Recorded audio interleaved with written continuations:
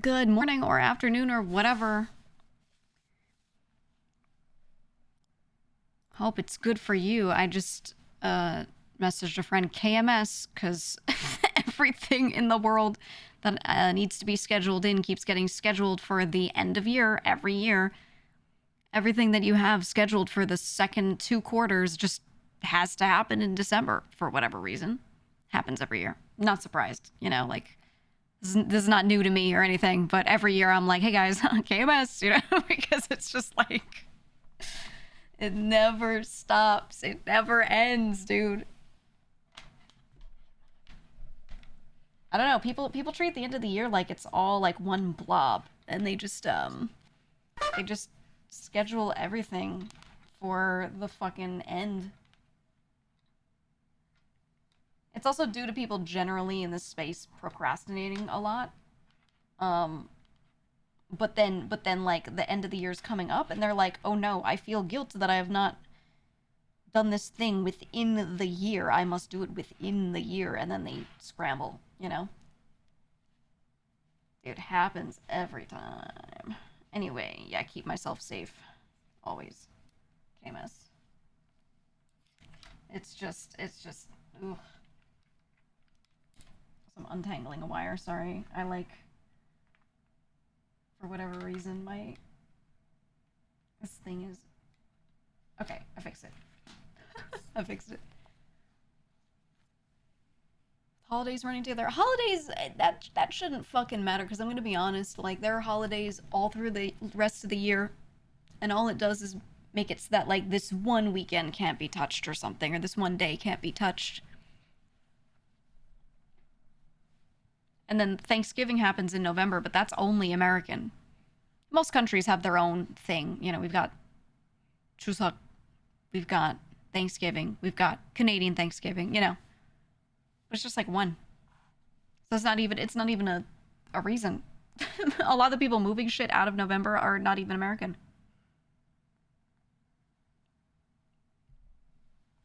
It's just like this every year, mostly because companies are trying to spend their budget.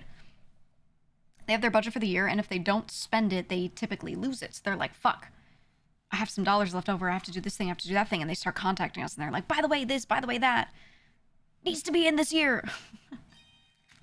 I'm like, oh, shit. But thankfully, most of my, like, sponsorship things, at least, are, like, game sponsors or whatever, and it's not really that crazy. But other stuff tends to kind of all collapse into the end of the year, And it gets crazy. It's kind of crazy. And that's the thing. I'm like, how come every year the holidays surprise you? Christmas has been on December 25th for a very long time, actually. It's been a really long time. I don't know if you know. So every time they're like, wow, holidays really coming up, huh? We gotta scramble. I'm like, how do you not plan for this? You know this. The merch industry, too, is hugely impacted by Chinese New Year every year. And then people keep trying to schedule stuff like right around Chinese New Year, and I'm like, hey, don't, because nothing can get done around that time when you're dealing with manufacturing and shipping. It don't do it, man. But they keep doing it. They keep doing it. Yeah, everything's manufactured over there or shipped through there, so even if you're buying a product that says like it was put together here, it's probably like there's a material within it that was made over there, So it's just like, oh, end of year gets so crazy. Thankfully, the stuff that, like, I got stuff sorted out, so I personally just have a couple sponsors, which is no big deal. We've got one today that I'm excited for because it's a co-op roguelite. It's a platforming 2D kind of thing, combat, whatever. But it's co-op, and I'm always looking for co-op roguelites. So we're going to play that today. I'm going to play with Egg, because I wanted to, since it is a co-op game, I wanted to do the sponsor with someone who was also sponsored, so Egg was too. So we're going to play with Egg today. And then I wanted to do Skate Story as well, but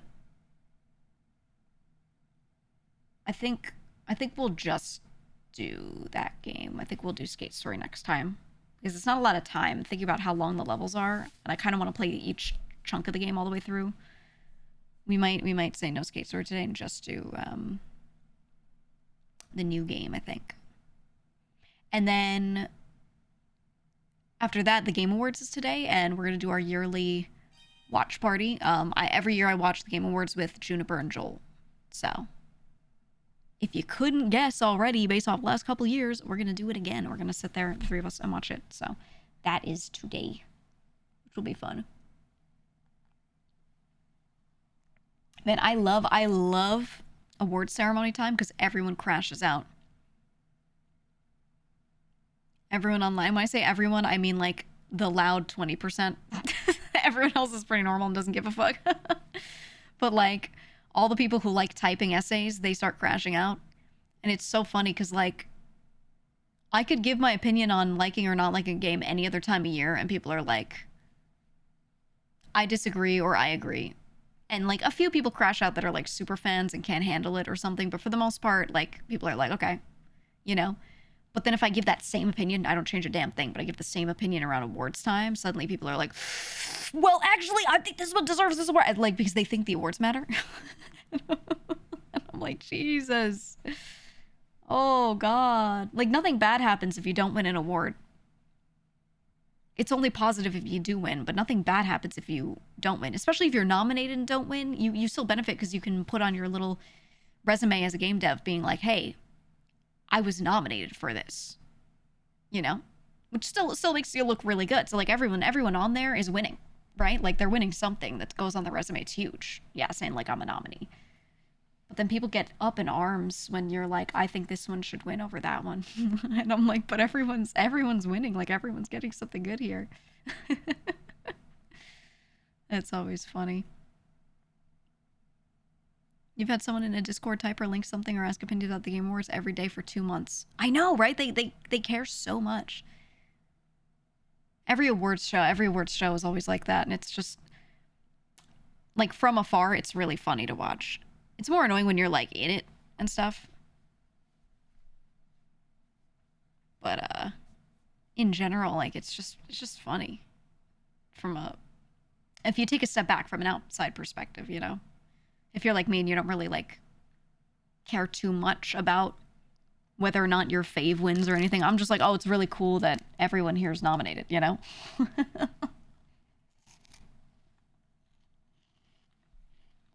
I don't know, man.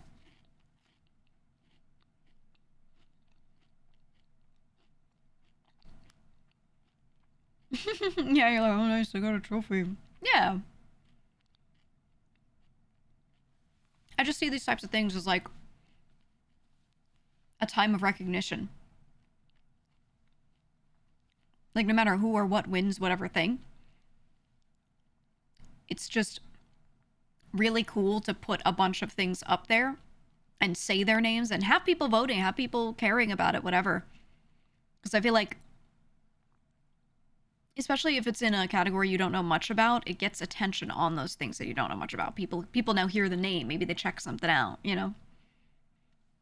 I do it every year with the Streamer Awards. If I don't know some of the people that are in a category, I always go through and I watch the clips and then I go check them out a bit more, you know? Especially if it's a category I'm like mildly interested in but I haven't really delved into, I'll be like, oh, well, this is now a short list of people I should look at, you know? And see who I stick to. Thank you for gifting Nilo a sub. Thank you. But I think it's nice. Like last year when I, as part of VShojo, got nominated for the group of the year at Streamer Awards, I was like, that's really fucking cool. I didn't think we were gonna win because we didn't have like the sheer number in our fan base. But I was like so happy to be nominated. I didn't give a fuck about what happened after that. I was just like, that's so fucking cool. You know? That's us. Ooh, soy point, you know? So it's just kind of interesting. Funniest part about the Game Awards is that the viewer votes count for like 10%. So even if you cry at everyone who didn't vote for your fave, the panelists decide ultimately. Yeah, it's Game Awards is very, very panel heavy, not really like popularity contest vote heavy at all. Which is very interesting. Very, very interesting. I mean, that's why you guys remember when Cocoon was up there for Best Debut Indie and they won it at the Game Awards? And I was like, yes, because I'm like that. I'm the one Cocoon fan on Twitter. Like it's literally me. I played the whole thing on stream, and then off stream I went 100%ed it, and I've been going crazy. It took me like a year of just casually playing here and there to try and 100% it because it's so fucking hard. And I was like, yes, because I just love Cocoon, you know, like unironic fist pump, yes. And then I was like, dude, Cocoon was so good on Twitter, and a bunch of Pizza Tower fans, which is crazy because I'm also a Pizza Tower fan. I like Pizza Tower, but it's not my personality. I don't have it tattooed on my face, you know? But some like Pizza Tower guys got kids, by the way. Like they all had like ages in their bios that made it clear they were minors, but they were like really upset. And they were like, you don't fucking understand Pizza Tower, which is hilarious because I love Pizza Tower. Like they don't know me, but they all because I was like, yo, you know, these games are good, but Cocoon, like, really deserves it. Like, it's a masterpiece. They were mad that I said a game was good. And it just, I feel like something like this happens every year at every single award show. It's a gaming opinion, it's a streamer opinion, whatever. It's just always, like, and no category is safe, no matter what category you talk about. Those people get so mad. And you know what I think it is, really? I think end of the year, it's cold, everyone's inside more, and I think it's a bunch of kids that don't have anything to do. Straight up, genuinely, I think that's what it is. It's the same way during the summer when kids are home from school. We get like a lot more weird random first chatter moments that are like really odd happening in the chat, where sometimes we're like, I think this person's being shitty and trying to joke, but I can't even tell. Like it's just surreal and you don't know what they're typing. It's because like an undeveloped prefrontal cortex typed that, and you're like, I don't get it because you're an adult.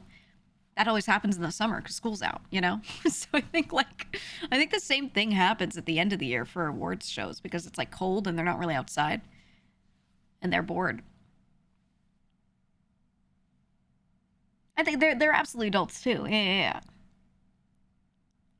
Absolutely. I'm just saying, you know, it's definitely the a lot of the worst comments, or a good amount of it, comes from kids, 100%. I don't know, man. I did love Pizza Tower, though. I did love it, but look, I'm a Wario Land fan, and Pizza Tower was just more Wario Land with some stuff slapped on top, and some good shit, and it was great, and I wanted more Wario Land because I missed it, and no one makes games like that anymore. So was it very welcome? Yes. Is it being another Wario Land a bad thing? No. But it was more Wario Land, okay? Cocoon was in a league of its own, and that's why I thought it deserved the vote. And I loved both games. You know what I mean? So that's all. That was my opinion, and apparently that was like a social crime. that was a crime on Twitter. Oh man. Anyway, I hope Blueprint sweeps everything this year, sweeps everything that it's nominated for, which I don't think was much, but I think Expedition 33 is probably going to end up winning a bunch of shit. I also think a lot of people didn't play Expedition 33. I think more people watched it than played it, so I think there's a good chance these like random ass games that have bigger player bases could win too. But I think Blueprints should win everything that it is nominated for. But I don't think I'd be mad at most of the things that are on the list. When we were looking at the Game Awards nominees, I think pretty much everything made sense why it was on there at all. There were very few where I was like, okay, if that one wins, it's going to be weird, you know? Expedition 33 for the music. The soundtrack was good. I actually did listen to the soundtrack. A lot of games, if I don't get to them yet, I'll also listen to their OSTs. Especially if it has a lot of like classical music and stuff in it. But, you know, their soundtrack was cool. But I think, I want Blueprints to take it, dude. I want them to take it. Katamari, best soundtrack. I really love Katamari's music. I know. I know, man. It's so good. The Hades artist made. Oh yeah, her name is so funny to me too. Her name is Gen Z. The Hades artist and creative director. Jenzee, by the way, but her name is Gen Z, which is so fucking funny. And the thing is, she's probably been going by that before Gen Z was like a term that was being used a lot. So I wonder if she's like mad that her name got fucking commandeered to mean something else, you know? Poor Jen. Poor Jen. She's just out here. She had the name first, dog. I don't think she's even in Gen Z. I think she's a millennial. Pretty sure. I don't know. I don't know. I wonder if we're going to do bingo again this year. Actually, let me ask Joel. Are we doing bingo again this year? We usually do a bingo card. We put like Jeff says this. We put flute guy. We put like a few things on the bingo board, and then we try to get bingo. We'll see.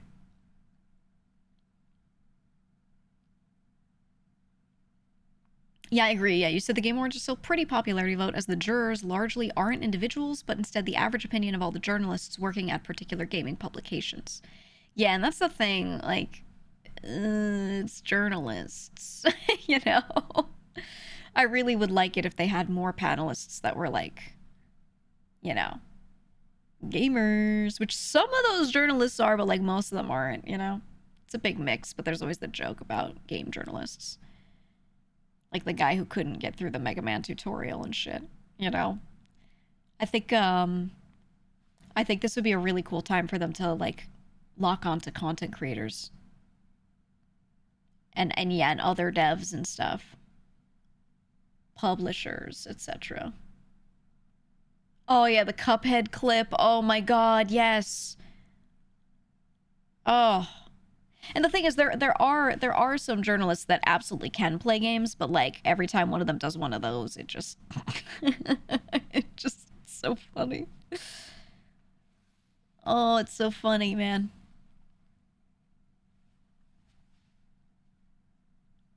Shit's so hilarious.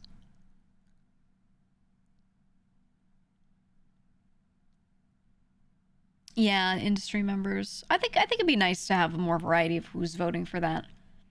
But I think, you know, everyone has a vested interest, right? If you're a publisher, you have a vested interest in games that are under you when you vote.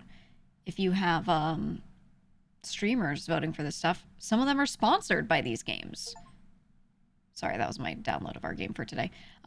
You might think, oh, well, this person has been paid to play this one game, but not the other four. What if their vote is influenced by that? Right? Which, do I think it would be? No, I think most streamers would not really do that, but you can't ignore that on paper it looks a bit odd. So, you know, I think that makes it a little hard to to have that voting not have like money in it. But yeah, I was gonna say you could say that about journalists too, somewhat, but it's more of a one-to-one, you got paid to play this game kind of thing with streamers. So I think from all sides there are like issues with picking certain people, but I don't know. I don't know. You remember Zen watching a compilation of great games with bad scores from reviewers? Yeah, I mean, it's very look, there are games that I like that have gotten such terrible reviews because the game's hard. This is why you have a lot of Souls fans, like, acting all elitist. They're like, just get good, or whatever. Because there are people that will be like, I don't like this game, and it's just that it's hard for them. But it's not just Souls-likes, you know? Other genres have a lot of that. And I'll talk about some games that I like, and I'll be like to a friend, oh, you should play this, and they'll pick it up, and then they'll be like, that shit, I couldn't even, like, what the fuck was that? I couldn't even figure that shit out. And I'm like, well, you just gotta keep trying. Once you get it, you really get it. Well, people aren't usually like, you know, they don't want that. Yeah, Silk Song is getting a lot of that. It's true. It's true. Silk Song was really just kind of made for people that already played Hollow Knight. I think you could have not played Hollow Knight and then played Silk Song. and it would have been okay still. But it's kind of like any Souls-like or ARPG where you are prepared to die a lot, you know? And you're trying to master these fights that are simple but complex in all the layers that they have, you know? And that's... Not everyone's up for that. Not everyone wants that.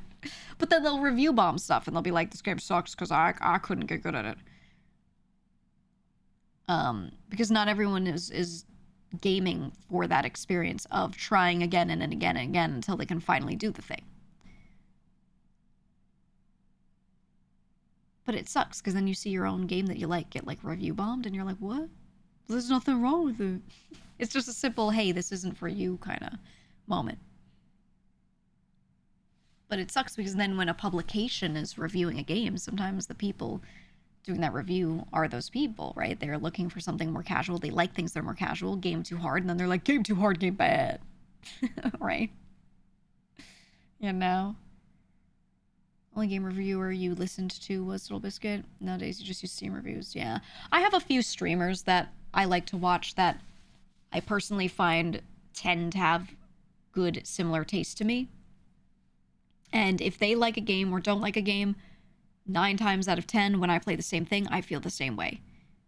And it's not that anyone is right or wrong, it's you just have to find streamers that tend to like the same things as you. For me, Barbarous King and Dan's Gaming are 2 of those. Co-Carnage as well, actually. Though he tends to be like a lot nicer about everything. But Dan will be like, I didn't enjoy my time with that. He'll be really nice about it, but he'll be like, I didn't enjoy my time. Barb will be like, that game fucking sucked if he doesn't like it, you know? So if I'm ever unsure on the fence, a lot of the time I'll just play it anyway and just try it. But so as not to waste money, if I feel like I need someone who's got like real hours in it, I need to put in more than 2 in the refund on Steam, you know, like that sort of thing, I'll go check Barb or Dan and co. For me, it's Co and Dan. For card games, it's you. Woo! Woo! Yeah, I find that I have similar opinions to them on styles of games that we like and stuff, so...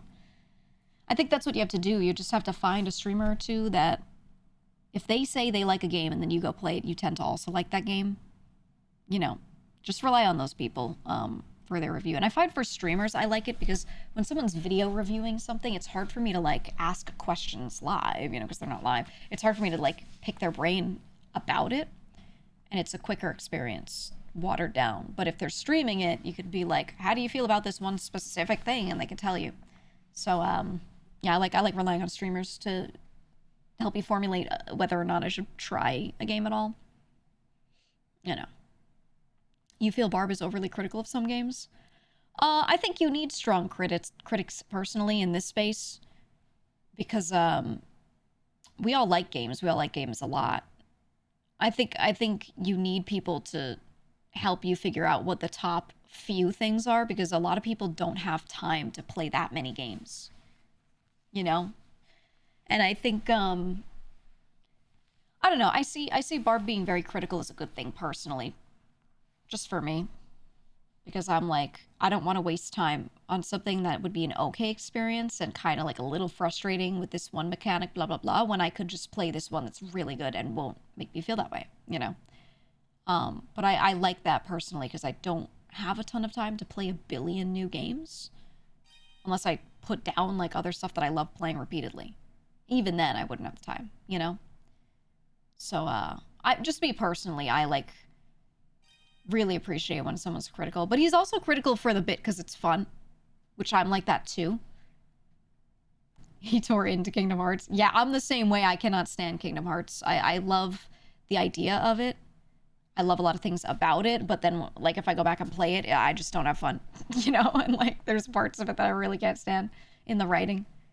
But that's just me, and, you know, sometimes I'll be, like, critical for the bit.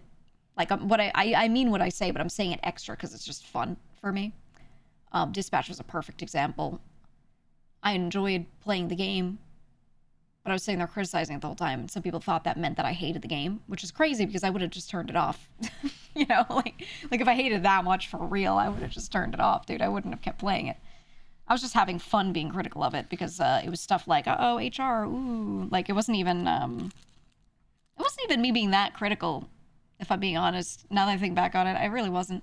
But, you know, Barbara's like that too. He'll, like, do a bit because he hates this one point of writing in a game or something, and then people will be like, whoa. You saw people getting mad at Connor for not dating Blazing too? What? Did he date the other character, or did he reject both? Did they just not like his choice of two, or was it because he kept it profesh? He got none. Yeah. Blazing keeps calling him. You know, I mean, that's the thing. I kept it profesh because I was like, I'm playing the game how I want to play it. That's all. Yeah, it's a fucking crime that Malevola was not an option. It's a crime.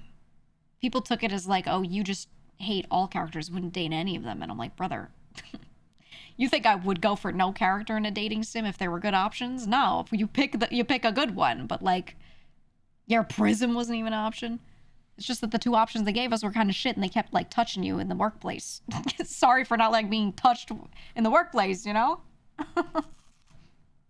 My bad.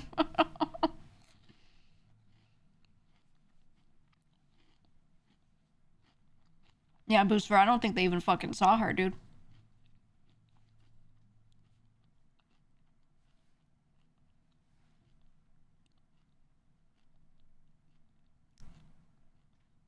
I don't know, man. So once they put in that quirky girl Jorkin scene, it was over for the gamer fandom? I know. She had that quirky girl butch hair. Don't get me wrong. I think we need some characters like that. It was just, I think her character development that they tried to give her was like a little devoid. It wasn't quite there. And the writing pacing was so fast that a lot of shit happened faster than it was realistic to be happening, and it felt like, you know, not immersive, you know? He said, imagine if Invisigal was a dude. Dude, they just have a Jorkin scene, and it's like some guy who's super different. I'm so just making sure everyone knows I'm different. Game would have been real different.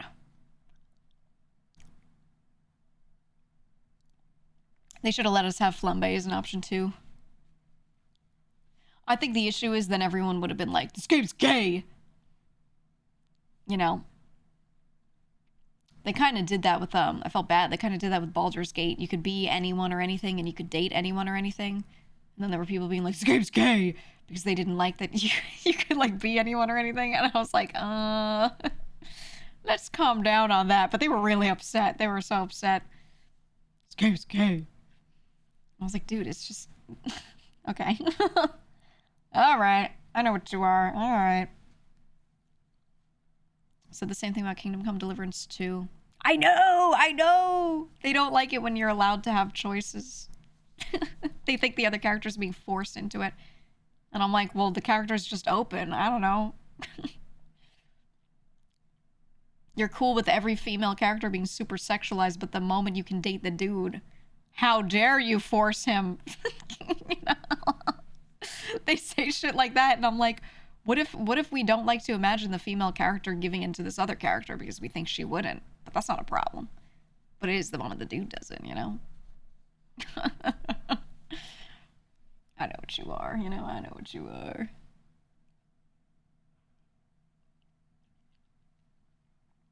You wish the game wasn't as heteronormative as it was. It kind of felt like the vibe of the game, I felt like it wasn't going to be, actually. But I think maybe it was just, you know, which I think this is fine. I think the main character, is just canon a straight man, and that's it. Right? Or maybe he's not and he finds it out later. Maybe that's something that comes later. Who knows, right? But I do kind of agree that it's okay to do that. Like, it's okay to make your main character not, you know, have a gay option or whatever. Because if it's not like the character was just, you know, your name from your perspective. It was a whole dude who had an entire set of writing around him. So him, you know, just being straight is like fine, right? Because that's just the guy. That's who he is. But if it was like your name and the guy was never pictured and your character was just kind of, it was just the player, then I'd be like, yeah, you should just have all those options, you know? So it really depends. It really depends. But yeah, you were playing as this character, but you were not him. You were just controlling him, but he was a whole character on his own. So, yeah. I think in games like that, like, I agree it'd be nice to have those options, but I also don't think, like, I'm not like, oh, they should have done it necessarily, because I think they just wanted him to be a straight man, right? Or yeah, right, he could be bi and Flambe isn't his type. None of those guys there are his type, right? Like, it could be anything, but, yeah, I think that makes sense as is. No, I'm not mad about it. There was nothing in that game that made me feel like they were against that stuff, or they were like, you know what I mean? Like, we didn't let you do this because that's gay. Like, there was nothing that gave that vibe at all. They were just like, well, that's who he is. Which was, you know, good. That's fine. You know? I did see a few people on Twitter getting mad because they were like, why can't you date Flambe? I don't understand. Do they hate gay people? And I was like, I don't think that's... What? I think that's a big stretch. A big stretch. Because, he's just a guy. I don't know. Yeah, it's not self-insert for you, right? So I was like, okay. I don't know, but I think whenever I see tweets like that, I don't really finish reading them. I just like keep scrolling because I'm just like, this person's crazy, and I just keep going. You know? When aren't Twitter folk mad? Oh, they're always mad. Can I touch on something? I know it's drama, but I want to touch on something really quick, actually, now that you're saying Twitter people. Very briefly. Because it's topical, it's relevant, and it's, like just this week. Mouse was talking last night. She was streaming.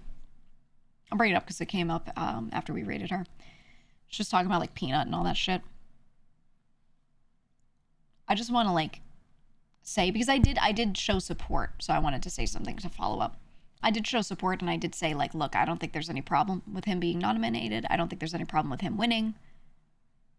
I think some of the statements said are, like, if anything, funny. I just want to say I still feel that way. I still feel that way. I do think there are additional things negative on top of that, but I still feel that way about that stuff. You know, my statement, my thoughts there don't change. I think it's totally fine that he won. Congrats to him. You know, I just want to be, like, clear on that. That being said, he's also definitely contributed recently to some rhetorics that are bad. I don't think any sane person is sitting there complaining about him winning. I think anyone who is complaining about him winning is kind of missing the point, losing the plot a little bit. I think what people are mad about is just that they keep getting attacked. VTubers keep getting attacked with stuff that like isn't even true. And I think some of them are just being the way I am and the way Mouse is, which is like, hey, that's a separate issue, but the awards thing was fine. And then some of them are like crashing out over it. I like don't know how to articulate themselves. But really what it is, you know, I saw a clip of him where he was talking about it. Someone TTS'd, which is something you just shouldn't do. The person who TTS'd at him, already bad vibes. Totally fine for him to be upset at that person. But someone TTS'd at him and was like, oh, your community saying disgusting shit toward VTubers, blah, blah, blah. And he was like, whoa. That person should not have TTS'd that. That's stupid. Just shut the fuck up, right? What the fuck, right? And then Peanut answers it, and he said some stuff that I wholeheartedly agree with, and some stuff that I just think was not good at all. So I just want to touch on that. He started instantly and called the person who TTS'd at him. He was like, that person's probably a VTuber, and they're a 40-year-old man LARPing as a 15-year-old girl. We get this from quite a few Flesh streamers where they, like, keep that rhetoric going. Look, I'm going to say this as someone who knows a bajillion VTubers, who is one themselves, and knows a lot of them well, knows what they look like, everything. There are almost none of those. That's a myth. Those don't exist. There are virtually no VTubers, almost none, that are like 40-year-old man pretending to be a 15-year-old girl. Not a thing. There are absolutely people who are dudes using female avatars, and almost all of them are truthful about it. They use their normal male voice and they're like, oh, I just use this avatar because I like boobs, you know, or something like that. And it's usually an adult woman, the way it looks. You know, we do see those. Yeah, my good friend Joel, he's just like, I love boobs. You know, which is fine. But he's very open about like, hey, you know, I'm a man, and he's not pretending. And then there are people who are, yeah, Garrick does it too. He's got a model with boobs. He's like, I love boobs. There are also people who are male or female or whatever avatar they're using. There are people who have avatars that look young. That is a thing. You can have your own opinion on that. I promise you, there are such different pockets of the community. There are ones who think that that's okay. There are ones who think that that's not okay. There are ones who think it's not okay that call it out, and there are ones who think it's not okay that don't. I would say most people are just kind of like, I'm not going to touch that. And they stay away from it. Because they don't want to invite people from that side of the community bothering them about it. You know? So that I get where the rhetoric comes from when people say the old man using the young body looking thing, you know, whatever. I get where it comes from, because there are some people that use avatars that look young. But most of us are not that, really. The vast majority of VTubers that I know look pretty normal age-wise. And even if the face looks a little young, because I'm going to be honest, it's hard to make a face look like mature in anime without it looking like old or like shitty. It can be kind of tough. Even if you want something that looks like right in the middle, if you just are cute, people will assume younger, you know, and it's just hard to hit that sweet spot. Artist style is also a big thing. Sometimes just the style of the artist and the way they draw faces, you might think like it looks cute, you know? But what they usually do is they give it like an adult looking body to make sure that it's very clearly indicated that this is an adult character. The artists who want to make sure that you know the character is an adult, they try to shape it in a certain way or do something. Maybe they don't give it huge boobs, because not every adult woman has that, but they'll do something to try and shape it in a way where you can tell. And at the very least, the VTuber themselves will be like, I'm an adult, you know, at the very least. There are some people who LARP differently. That is absolutely a thing, but that doesn't mean that everyone does it. And very few do it, honestly. You know, anyone who wants to be seen not as that makes it clear. They do. But regardless, I get where the rhetoric comes from, but him kind of bringing up, to circle back, him bringing up that as the first way to answer that person, what it does is it takes his audience, which is filled with a lot of, you can tell, a lot of like younger impressionable people, and it gets them on that mindset. And now they start, you know, they hyperbolize. They're going to take that. And I think maybe this is something he's not used to dealing with, because we talked about it the other day. I did defend and said, look, his core community is like the 1K or fewer people that used to watch him play Tarkov. He only recently got so many viewers. He might not realize the amount of influence he has over like a bunch of kids, straight up. And some of them aren't kids, some of them are adults too. I think a lot of his community is a big mix of various ages and everything. But still, you know, he's whatever he says, they're going to be like, haha, that's funny. And then they're going to repeat it. So even if he says something that he like partially means, they're going to take it as, this is cool now. Right? And, even if it was a bit he was doing throughout the entire VOD, let's say, like one of you was bringing up, he had been saying it for a bit, even if that was a bit, when you have a large audience, especially when you're streaming, there's a lot of people clicking in and clicking out. They're not all sitting there for the whole stream. It's going to be a lot of people that just showed up and are only hearing you say this now, right? So they're going to click in and they're going to hear you say that, like, oh, 40-year-old in a 15-year-old avatar's body, haha. And they're not going to take it as a bit. There are going to be so many people that are going to be like, holy. And then they're going to think that that's really cool to say to other people, you know? And that's why a lot of the VTubers on Twitter that are like complaining are so sensitive about it, because they've dealt with literally years of people saying shit. I don't feel like I have any sort of voice where I sound like I'm LARPing as a young person. I even made sure my model looked a little older this time. in the most recent one, you know? Even so, I will still get people, randoms, coming to my chat and just being like, something, something, people who watch this are pedophiles, and something, something, you're probably a man, right? Like, I get that, and I feel like I'm, like, one of the last people to assume any of that. If I was a man pretending to be a woman, I'd probably, like, make my voice higher, be using a voice changer to sound, like, more feminine or something. I don't know. I wouldn't be talking like this. You know, and if I was, like,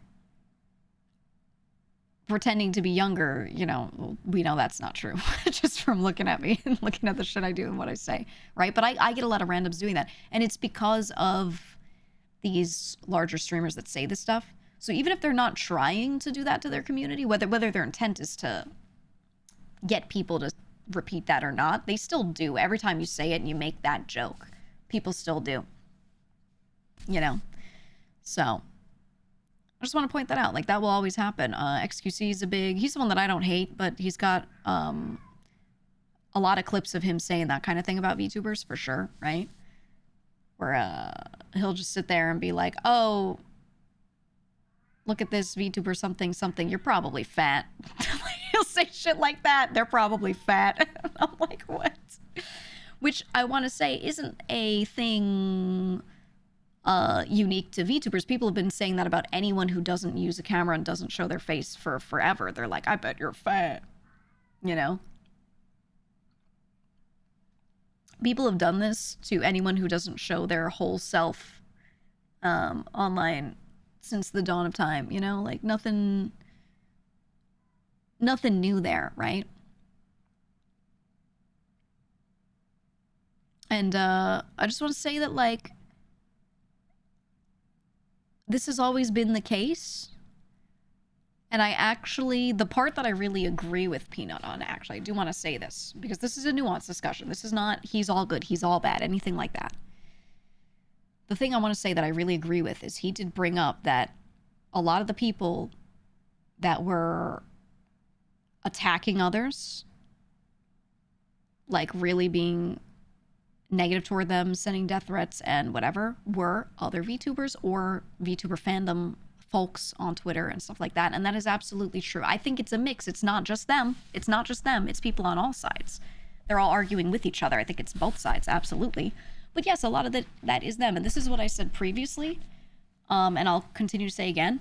The VTuber community is not real. It's not one community. It's a lot of different communities with a lot of different pockets of people who are more and less okay with certain things or agree with certain things. Some pockets that are, like, really sensitive to stuff and others that are not, you know, some that are really normal and some that are not. It's a huge conglomerate, and I don't like referring to it as one community, because the people that do that shit, that are, like, tearing each other down really heavily, are not the same as the people in certain pockets of the community. It's just a big, vague mix of people. So I don't really like to call it one community, because I feel like it hasn't been for a very long time. A very long time, right? I think one of the biggest divides in fandom is there are a lot of people who watch, like, Corpo VTubers from JP Corpos, and then people who watch indies, right? Those are, like, definitely two totally different pockets of people that don't really interact that much. There's some crossover. I know a good number of you here will watch some of them and vice versa, and a lot of, like, us VTubers ourselves are friends, like the creators, a lot of us are friends. But we don't have as much overlap as you think in our communities, right? And then within each of those bubbles, there are other bubbles and everything. And it's very, very, very different the way different bubbles react to stuff like this. You know, and I just know that in my community, the vast majority of people that follow me would not be the ones attacking other people for congratulating someone for getting an award. They're not going to tear someone down for it. They're going to show up and try to show a more mature side to these things. And I just wish more creators in the VTubing space especially would try to encourage that. I just really wish they would. But no, some of them encourage the other stuff because they get upset. And I think, like I said, I think they're rightfully upset. I get why they're upset. They're not wrong for being upset that people are coming into their chat and calling them fat and old and stuff that just, like, isn't even true. Like, you're a man, you know, like, I get it. They're not wrong for feeling the way they feel, and I'll never say that. But, meow. But there's definitely, a lot of people also feeding into people looking at the community and thinking like, oh, they're a bunch of annoying, sensitive people because of the way they react and the way they can't really articulate themselves. And that's frustrating because then when people keep calling it the VTuber community like we're all one, it associates me in my chat with that, associates everyone in their chats with everyone else as if we all share opinions, and we don't. We really don't. You know? So, you know, basically this is all nuanced. Everyone's community is separate. Yeah, there's some overlap, but, you know, hey, I have overlap with fucking Moon. You know? When I look at, like, who I share viewers with on my little, chart that Twitch gives me, there are always some people on there that are not VTubers, and you wouldn't put me in the same bucket as them if you're like, oh, your community and their community are the same. You wouldn't do that. But do you know how many fucking Moon viewers we have in this chat? Yet no one's gonna make that association and be like, anything you say represents him, you know? But because some of us use avatars, you know, people will still do that. And I'm like, well, a lot of these people I literally don't know and have nothing to do with. You know? So it's just annoying. It's just annoying. So I really hope that, you know, more people who are VTubers stop referring to our community as just one when talking to the outside of the bubble, right? We're a bubble, but we're not a community, is how I want to say it. I wish more of them would just, you know, make that distinction. But more so, I think outside people won't get that. I think more so the important thing is to just show maturity. Just show maturity, because they'll crash out and then they'll have other groups of people, other pockets of the internet, call them names, and then they'll be like, why do they call all of us names? And I'm like, well, you know, because you're like this, and now they think we're all like this because they see anime and they lump us all together, and we can't really avoid that. You know? We can't.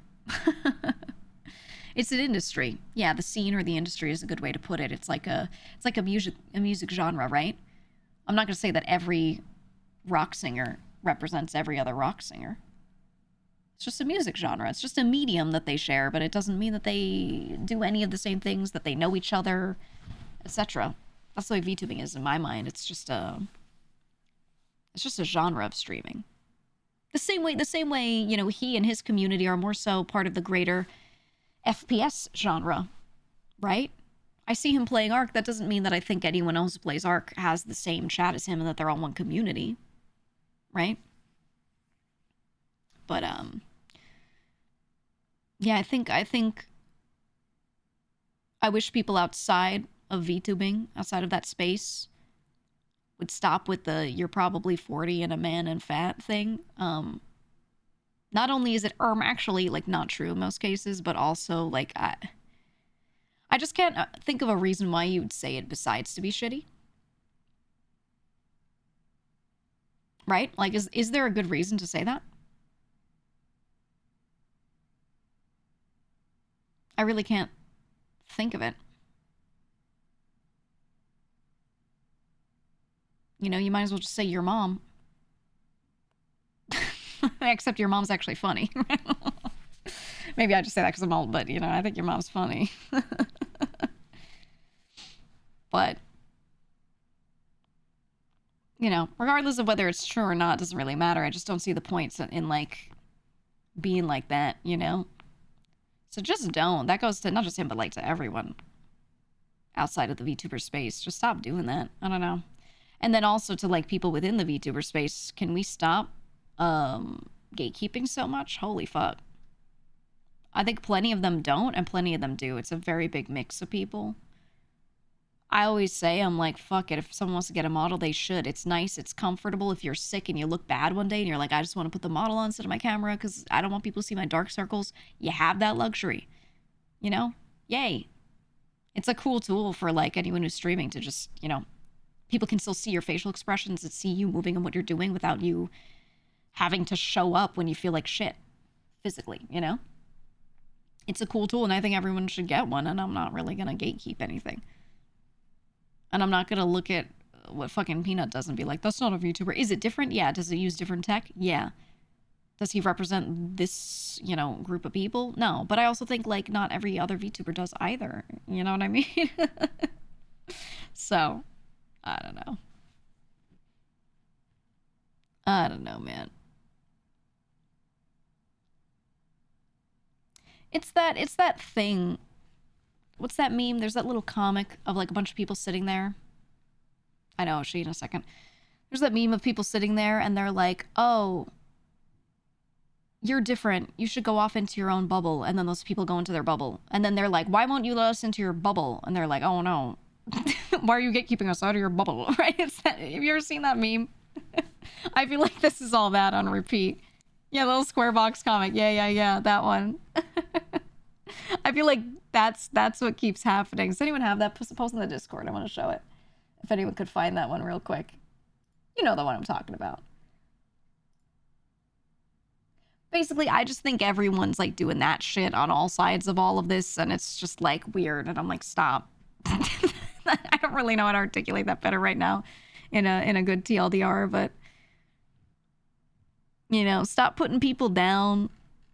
Everybody, every single one of you, stop putting people down. Stop treating FPS streamers like they're all like underdeveloped brained people. Stop saying that all VTubers are like baby wannabes. And whoever, Jadu, whoever shared this webcomic in the Discord, stop sharing them at like in 240p because I can't show that on stream. No one will read it. No one can read that shit. It's a comic for ants. Someone find a bigger one. That is the correct one though. Anyway, so I wanted to say that without the model on the screen because it makes people maybe less likely to clip it and make it dramatic. Someone probably still will, but don't. That's why I was on the screen for so long. I saw Yoshi, you're like, where's the model? That's why. I noticed that if I talk about stuff without the model, people are so much more likely to not clip it. Because I'm talking to you guys, not everyone else. I'm talking to you guys. Anyway, if I see any of you from this community on Twitter or like in other chats shitting on somebody, or you're like engaging in discourse and just perpetuating any of it, you're disowned from this chat, dude. I don't want to see it. Brother, we don't do that. Not just we don't do that in here, just don't do it in general, you know?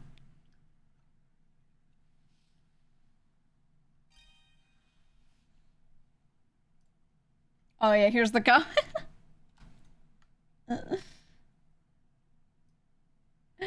Oh yeah, here's one version of it. There's a bunch of versions of these comics, but here's one of them that's like a personal favorite. Look at this. This one. You know this one, right? I feel like this is what people keep doing. All right. This is what everyone keeps doing with the whole like what's a VTuber argument and who should win what and do they qualify and blah blah blah. I'm just like, shut up. Shut up. I think people do have sometimes valid arguments. It's just that I don't think any of this really matters. You know what I mean? Like, I'm not even saying that anyone's specific argument is like right or wrong. I just think none of this shit matters. We're all going to be space dust in a couple years, all right? Please. Yeah, it won't change how mustard tastes. Exactly. But I think this is also a very human thing, right? Like, I want everyone here to realize, like, humans are just like this. Humans are just like that. They're always gonna do this kind of stuff. Don't get upset over it. They've literally always been like this, okay? Same shit, different millennium. If you look at like writing from hundreds of years ago, people have always been like this. The difference is we just have the internet this time. You know what I mean? But people have literally always been like this. So it's expected. So don't get surprised when you see people being tribalistic. Right, this is natural.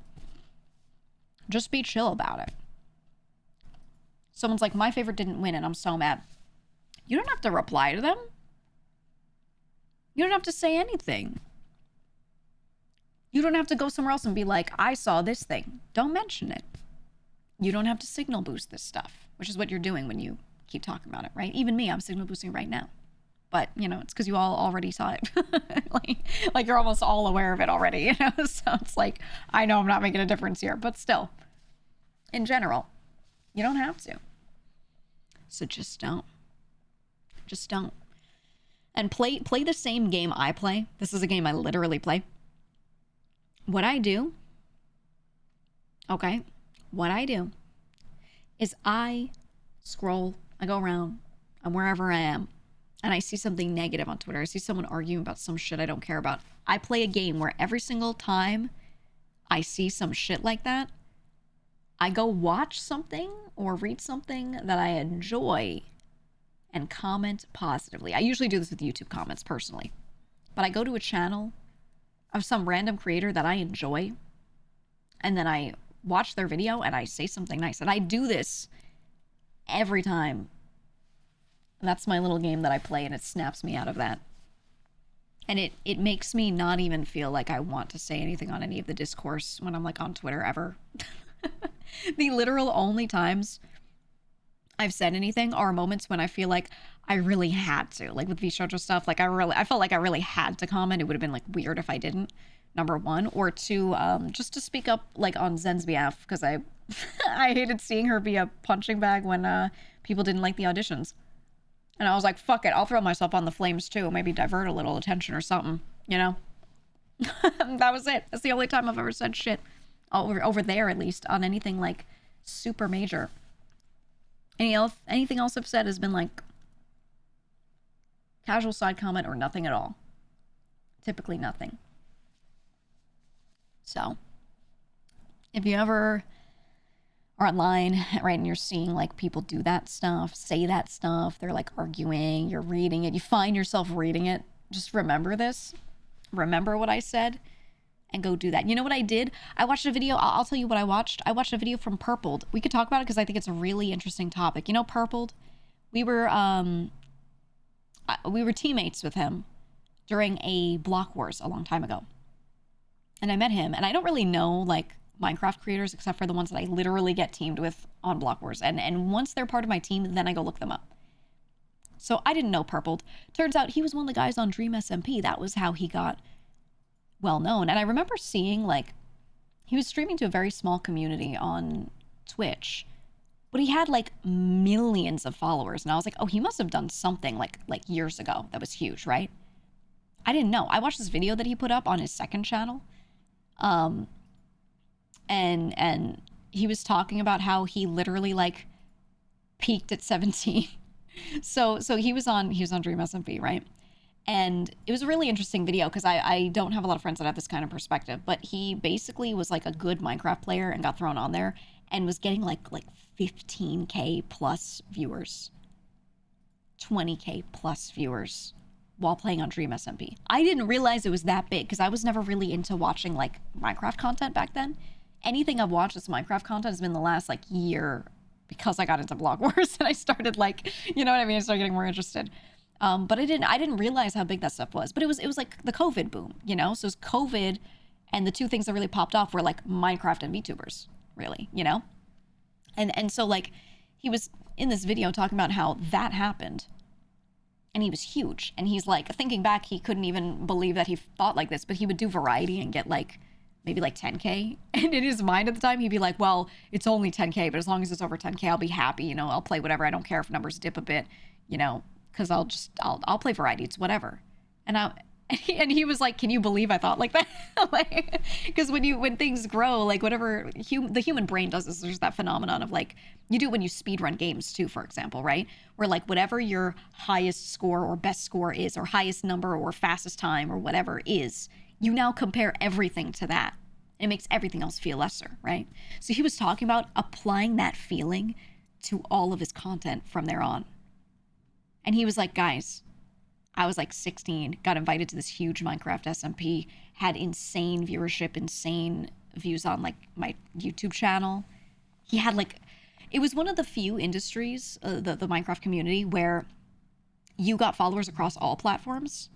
So he said he was getting millions on Twitch and YouTube and Twitter, which is something that like, it's a phenomenon that doesn't really happen. Typically, like you just one community exists in one place mostly, and that's where you get most of your followers, and everywhere else it's like not as much, right? But he was saying like with Dream SMP and Minecraft, it was that. And he was discussing like how much you just don't understand how crazy that is at the time, you know, and then looking back, he's seeing it and he was like, can you believe it?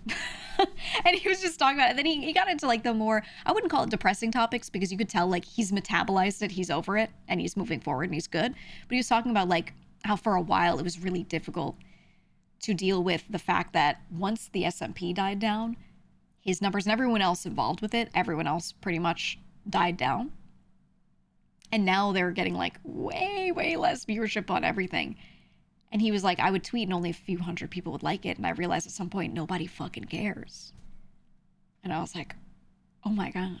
You know what I mean? I was just thinking about it and I was like, oh God. I don't know. It was a really interesting video. And I thought it was a really nice thought piece from someone who went through like a very rare phenomenon. I thought it was a cool video. And you know what? I went and watched it because I was practicing the thing that I was saying before, where I was scrolling Twitter and I saw people complaining and arguing about drama. And I went, oop. Close. And then instead what I do is I open my following list and I scroll and I pick some random person whose content I haven't checked up on in too long, and I go like watch something of theirs and comment on it. And that's what I did. So it was purpled this time. And it was an interesting video. I think he's very good at articulating himself, and I think he'd be very good at doing non-Minecraft just speaking content actually. He's still pretty young and he's so good in that video at articulating his thoughts. But yeah, I thought it'd be good. There he is. There's the video.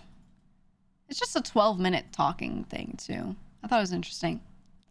I like hearing people talk about that stuff. I like hearing like streamers and video creators and everything talk about these types of moments in their lives, you know?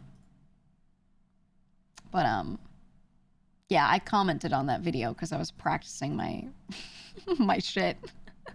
But I was basically telling him, I was like, hey, you know, I know shit's like gone down, but all I know about you is that you were really cool. You were really nice. I enjoyed you. I followed you on all platforms after interacting with you. And you, when I've been in his chat, he has a really nice community. Like the core community he's got watching him is really great. And if anything, I look at that, I'm like, wow, he's doing so well. And that's how it looks from my perspective, you know? So I was just saying that. I was like, well, this is how it looks to me. So I think you're doing great, you know, if that helps at all. But yeah, I like that kind of content. I like hearing people talk about their shit, you know? It's enjoyable. I can't speak today. It's nice. Anyway, yeah, that was the video that I was watching the other day when I saw like a bunch of, I think it was Streamer Awards drama. What was that? It says my comment was 6 days ago. Yeah, I think it was Streamer Awards drama. I saw it on Twitter and I was like, ugh, and then opened YouTube and found someone I'm subscribed to and just watched one of their videos, and it happened to be purpled. But that's the thing I do. That's my pattern, right? If I see like a bunch of dramatic bullshit that I just don't like, I'm like, this shit don't matter, you know, or like, it's fine for like the original creator to talk about the thing if it affects them usually. That part I'm not mad at, but when I see like all these people having all these side conversations about all this shit as if like, you know, little bro thinks he's on the team kind of thing, I'm like, I can't, you know? So instead, I channel into something like that. So that's my recommendation for you all. Open my clips channel and leave a nice comment, you know, whatever the fuck. But yeah, just get into some sort of like good habit. That's what I do. That's all I do, man. You want drama out of tonight's awards? The Game Awards? Everyone gets mad about the Game Awards. You know, like I said, they get mad about every awards show. And it's, you know, if it's not your own community or your own industry or anything, it's just a thing that you're kind of watching from afar. Oh, slurp it up. It's so fun to watch. Popcorn, you know?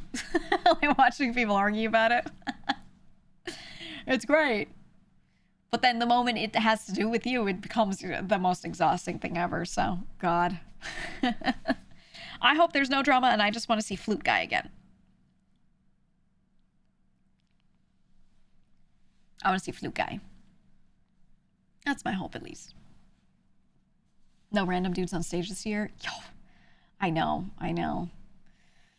We'll see.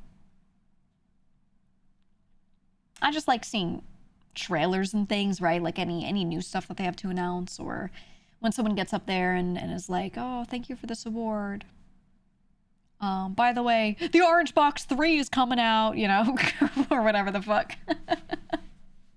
We'll see what we get. My prediction, Orange Box 3. All right, we're getting TF3, we're getting Half-Life 3, we're getting all the 3s, we're getting Portal 3. It's gonna be crazy. It's gonna be so crazy, guys. That's my my big prediction. The Orange Box 3. It's gonna happen, dude.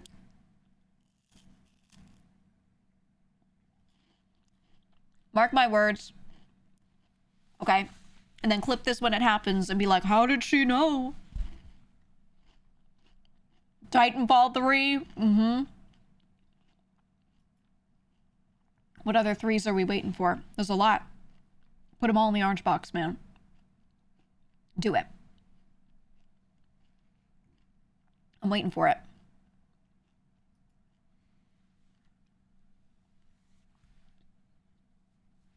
Outer Wilds 4. We don't even have a 2 yet. We don't even have a 2.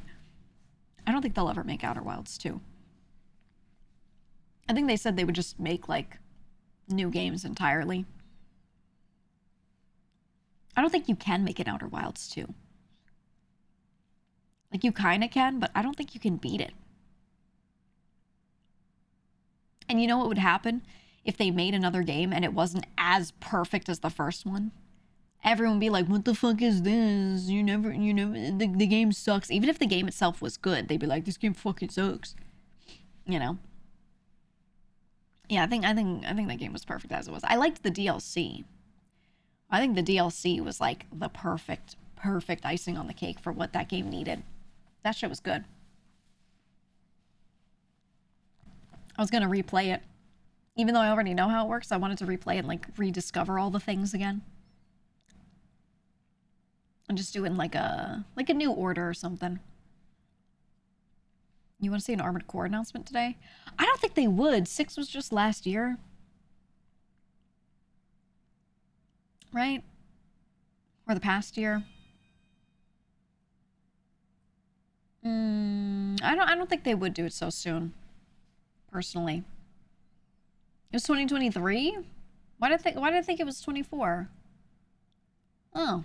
Maybe I'm just like, maybe my brain just doesn't get it. It feels like it was like just last year. I don't know. Then we said side grade games. We could get 6.5, yeah. Late 2023? It was in August. It was in August. It was. A new Divinity game. I don't think Larian has anything new. I don't think we're gonna get any new Larian stuff for a little bit. I think they should do something. I would like a new Divinity, but I don't think they're gonna announce anything yet. I feel like they would need more time before they're doing that. And I don't think they're the type of studio to announce a project super early. You know, they're not going to do like what Elder Scrolls did and be like, Elder Scrolls 6 coming in, you know, maybe 10 or 20 years. Like, I don't think they're going to do that. I don't think they have that in them. Unless they do a remaster of something. If they did a remaster, that'd be nice, because you can go back and play Divinity Original Sin 2, and it's really good. I replayed it several times with friends within the last, 10 years. Icewind Dale 3. Okay, but unironically, I really liked Icewind Dale 2. Or it's just Icewind Dale in general, rather. And I wouldn't recommend people go back and play it. It's really clunky. Its age shows heavily, but I loved that game so much. If they bring it back and they're like, dude, Icewind Dale 3, or whatever the fuck, I'd be really happy. I just don't see it. I just don't see it. I don't know. But it'd be cool. The old isometrics. Yeah, I mean, I like stuff like that. I was definitely like an OG Fallout fan. 1 and 2 especially. I love stuff like that, but I don't see a lot of those types of games coming back, I think Baldur's Gate was like a very rare thing. A very rare thing. I don't know if many studios would do that besides Larian, honestly. Fallout 1 was so good. Fallout 1 was incredible. I think 2 was the best one, though. If we're comparing the old isometric ones, I think 2 was better. But I really liked 1. 1 was great. I love how the ending, there's so many ways you can approach it depending on what your character's like. I don't know. It was just fun. I replayed it like so many times back in the day. So many times. But also that was a time... Who was I talking to about this? Was it Skatebeard? It might have been Skate while we were playing Ark. We were talking about back in the day, you would play one game because you would get one game. You'd buy one game for months. You just have one, and that's the game you bought, and you played the fuck out of it. Because I think I was telling him was it him? Or someone else? There's someone... Oh, no. It wasn't him. It was Pete. It was Peter. Because he was playing Golden Sun, and I was in his chat, and I was like, I love this game. I must have played it like I don't know how many times. And he was like, oh, you must have replayed it because all you had was Golden Sun, and you were only allowed to buy one game every like 6 months. And I was like, yeah, that's exactly it. And that's why a lot of older games I've replayed so many times, because that was like all you had, you know? Peter. Yeah, that was all you had. But that was me with a lot of the old PC games, like old Fallout and stuff. Oh my god. Vangers. I've talked about Vangers so many times. Do you know how many times I've replayed that game? And it's been so long, I bet I wouldn't remember too much from it. But like, I played the fuck out of that game. And it's a grind fest. It's not even like super fun. I just had it. Yeah, puke game. It does look like vomit. I love the game so much. I don't care if it looks like throw up on the screen. I don't care. You want to see what it looks like?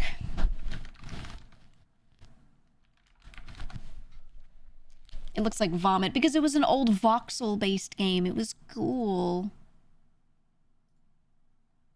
And you go to... You talk to things and they're like, something Galorbo. And you're like, yeah, that's right. Aliens are cool. And then you get in your alien car. Dude, it's a cool game, okay? Want to see what it looked like? Boom. You actually wake up in this screen, and this thing talks to you, and it has a putrid mouth when it talks to you. Just absolutely disgusting the way it moves. And it makes alien sounds, and it looks like a weird caterpillar bug in the wall thing. And it goes like... It makes like these disgusting slurpy noises. And it tells you you're pathetic and it hates you. Also, everything in this game hates you. Like, nothing likes you. This game looks like a vomit. Anyway, this game is cool as shit. I must have replayed it like 15 times. I think I've played it like 15 times. Because it was all I had for a while. I don't know. I didn't want to replay the other stuff that I had. We didn't have money. Chex Quest 2 announcement. Ooh. Ooh, I loved Chex Quest. I actually replayed Chex Quest like a million times back in the day. I did. Because I got that game for free because the CD was in a cereal box. Huge. And I replayed Chex Quest I don't know how many times because I loved Doom and it was just reskinned Doom. It was kid-friendly Doom because instead of shooting and killing a demon and it exploding into blood, instead you, and I quote, zorched an alien and it turned into like green goo. Which was totally not blood in Doom, right? Chex Quest was so good, man. Now zorch him. Hi, Numi. How are you? I miss you. I don't know, man. It was a cool game. It was a cool game. You played Mario Party 64 so many times. Anything that was competitive, oh my god, do you know how much OG, not even Melee, OG Smash Brothers I played against my brothers? The amount of Smash we played was disgusting. Disgusting. We played OG Smash. All the old Mario parties, played the fuck out of them. Anything, OG Mario Kart as well. Anything that was multiplayer, You were Melee Andy. I did play a good amount of Melee later, but I think 64 we played so much. So much. But I did end up playing a lot of Melee too. What was your main? Fox. I was a Fox main. I was a Fox main. I was. It was fun. It was fun. Hi, Nostro. Yeah, I was talking about the OG though, 64. I played Fox. One of my brothers in particular would play Samus a lot, and that matchup was always a little annoying. A little annoying. Here's a wave dash. I don't fucking remember. I'm sure my nostalgia goggles tell me that I was like so good. I don't actually know. I don't have a good reference. It's not like I went and competed. You know? None of 64. Yeah. But they're obviously talking about Melee. When I was playing Melee, I would only play against friends. I didn't really, like, go out and compete or anything like that. The thing I did play was Third Strike. Around that time-ish, I did play a lot of, like, that and Marvel vs. Capcom 2. Or just Marvel vs. Capcom, and then Capcom vs. SNK 2. Anything within those universes, I played a lot of.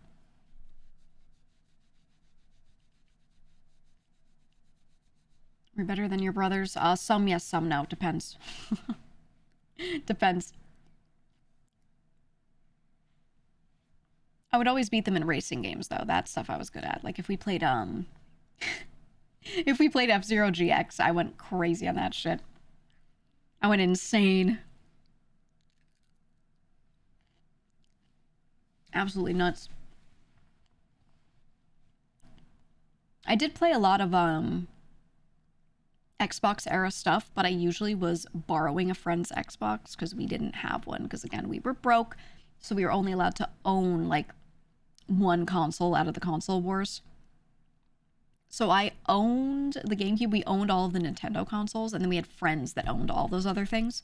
And we were just all at each other's houses so often, so much that we just played everything.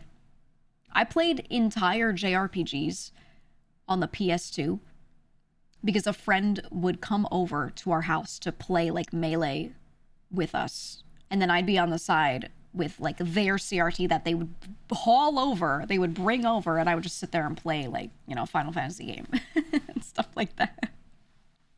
It was crazy. I, like, managed to play so much because we would all, like, trade consoles and stuff, which nowadays I think about that and I'm like, wow, that was a lot of trust. That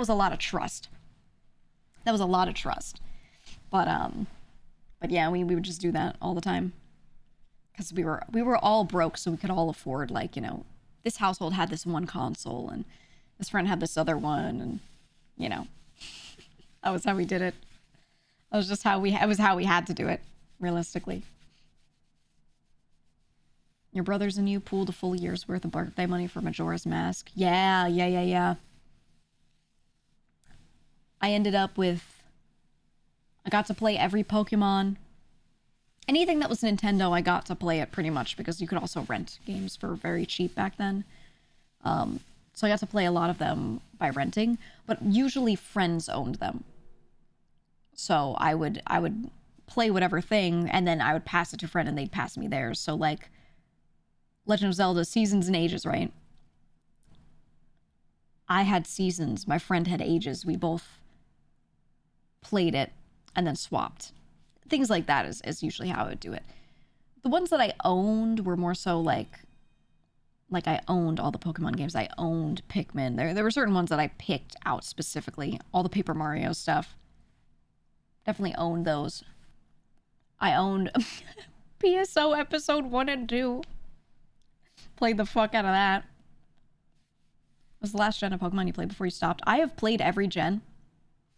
But the last one where I actually, like, cared to build out a competitive team, like, really cared beyond the base game, was probably, like, Black and White. Or the one prior. Anything after that, I really didn't, like... I just played it and was like, well, that was fun, and I didn't, you know, do much post-game stuff. to be honest. Yeah, I had a lot of hours in Phantasy Star. That was one I played a fuck ton of. I loved WoW.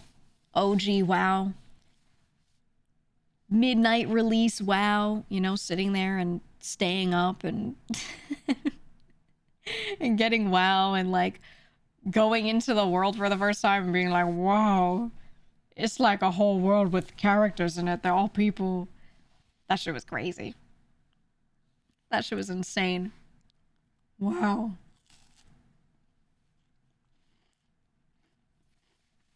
I loved it. I didn't play much after Cataclysm. I played through a lot of Cataclysm and then that was it. I didn't really go for that. I'm trying to remember what MMOs was I playing. What were I playing at the time? I don't know. The years all blend together. I don't remember what came out before or after anything else. Played WoW, I played RO, I played like every shitty Korean MMO because they were usually free for me. Played some RuneScape. I didn't play MapleStory. I didn't like that one.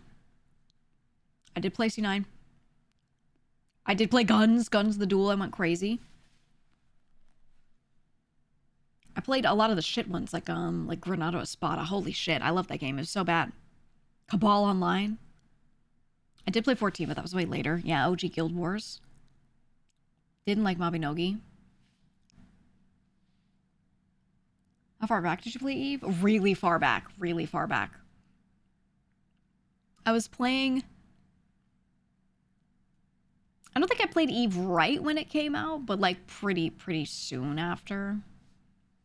No, I never played Black Desert. No, I don't play a lot of the later ones, the newer ones.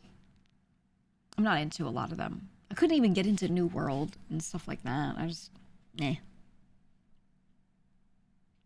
I really don't like any of the new shit. I would rather just open like Diablo 2 and go play Diablo 2 again, you know? I don't know.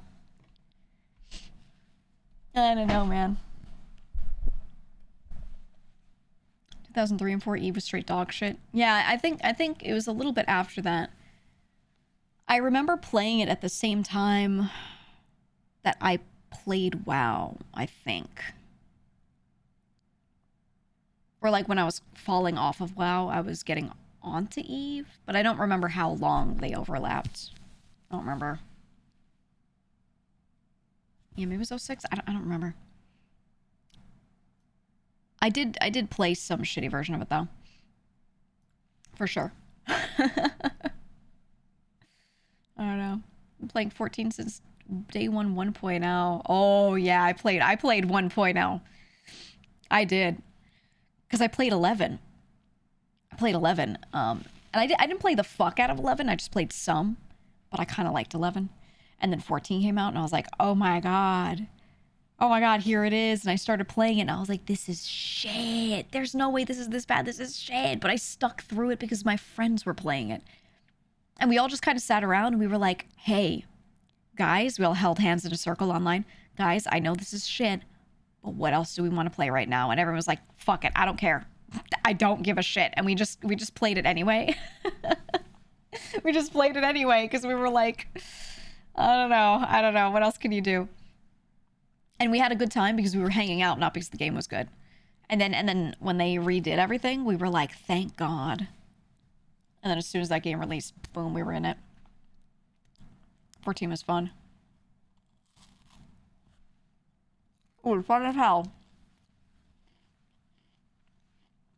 Ashes of Creation is early out now. I can't get myself into it. Maybe I'll try it on full release, but I don't know. It just doesn't look that good to me. And I've had one of my friends, do you guys know Dea? I've been watching her play it. She got really addicted. And even her, I was like, is it good? And she was like, it's an alpha. And I was like, okay. Okay. Gotcha. Ash just says way too much of a boner for RP walking everywhere. I felt like that's all I saw. When I would click onto the stream, it's just RP walking, and I was like, oh god. I don't know, man. New 14 patches Tuesday. Yeah, I kind of want to, like, get back on. I always take a long break from 14, then occasionally get back on and, like, do the story stuff, because I still like it. But I don't want to play, like, every day. You know? I don't, not at all. No thanks. Yeah, Vintage Story's been fun. I would like to keep it going and do like nice builds on it and stuff. But I think we have too many people living in a little area. And they keep talking to me. And I'm sitting there chiseling and I'm like, fuck. This is a social environment. You know? I'm trying to sit there and chisel. And I'm like, I don't think I can turn this into my like chiseled area of dreams because they're gonna talk to me and I'm gonna start talking back and then I'll stop. My hands will stop moving. I will stop chiseling. And I can't lock in on a project like that. I'm thinking visually and spatially and trying to design a thing unless I stop talking. I have to be silent when I do it for it to look right, you know? So I'm like, I just don't think I can put these two together. I'm in here on your Vintage Story server now. I don't know. How many people did Boone invite? He invited almost everybody. It was just a few that were my friends. 29 online. 29 offline. Yeah, so he invited basically like 60 people. I told him straight up, I was like, stop inviting so many people. It's too many. And he was like, yeah, I will. But it's so hard. It's so hard to like have someone show up in your chat and be like, what's this? This looks interesting. And it's like a friend of yours and not just, you know, whatever it is. So I didn't say like, you have to. I was just like, all right, let's just encourage people to move to new areas. Because the problem is when someone's like, ooh, this game looks cool. I want to learn to play it. And you want them to have fun. You need them to go off on their own and learn how to play it. Right? But instead what we have is a lot of people moving to these pre-established, not just ours, but other towns. There's one other big one especially. And they move to an established existing town where the jobs are already taken care of. And then they're going to have that experience that I always had with Minecraft where I would get on and like, they already had elytras. They already had, oh, do you want food? I made a chicken cooker. You can just get food here. Right? And like, everything was already known. And I just felt like I never really enjoyed and understood like playing Minecraft until I just played it on my own without anyone there, you know? Or with like one other noob and we would only play together. That's the only way. So I feel like I don't mind a lot of people being on the server, but I wanted them to really like go off and do their own thing if they're noobs and they don't know how to play yet or they haven't gotten to, you know? Because I feel like they don't get to enjoy the game at all unless they do that. But I think that game is so fun solo, like super fun, or in a tiny group, so yeah, I don't know.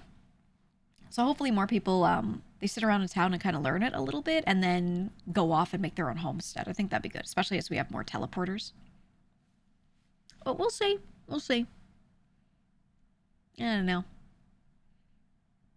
Huge groups can be challenging for you as a streamer, especially. Yeah, I personally, I like doing social stuff, but oftentimes when I'm in like a group call, I like have moments where I start off strong and then at some point my social battery's gone and I just stop talking. I just stop talking, you know? Right? No, thank you for the 5 gifted. Thank you so much for the 5 gifted. I appreciate it.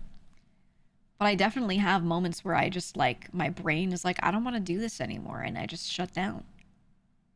And it doesn't mean like I hate being around them. I just like can't talk. I've just talked enough, you know? I've gotten it out of myself. I'm done. I'm chilling now. And I go into vibe mode. And then I feel myself doing that. And if I'm not on stream, I don't care. But if I'm streaming, I'll do that. And then at some point, this like thought will appear in my head that's like, you haven't spoken in 5 minutes. And I'm like, oh, and then I remember I'm streaming, you know? And I'm like, geez, I haven't said shit, huh? Because the social battery runs down and then I end up in vibe mode, you know? And sometimes it's not me who thinks it. Sometimes it's someone in chat being like, you okay? You haven't talked. And I'm like, what? Oh, I haven't. Because the air's filled, so I don't think of it, you know? It's never not funny.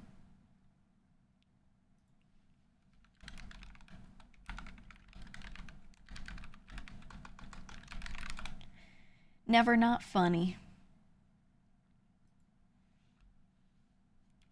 Hold on. I'm sending people DMs. I'm answering DMs. I have a bunch of people that we're gonna